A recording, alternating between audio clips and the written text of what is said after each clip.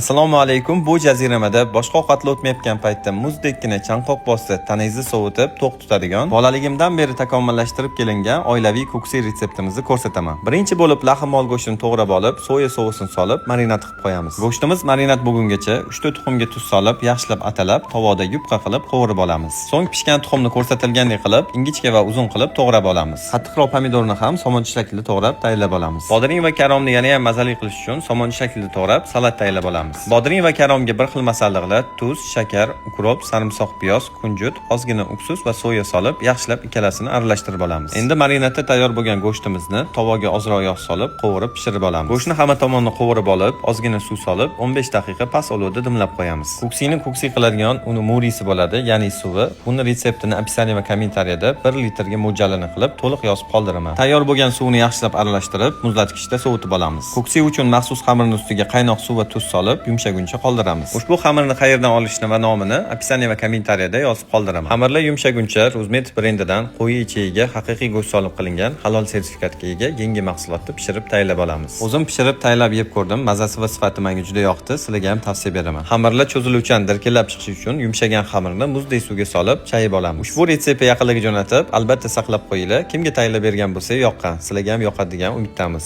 Foydali bo'lgan bo'lsa, bitta like ayamasangiz xursand bo'lamiz.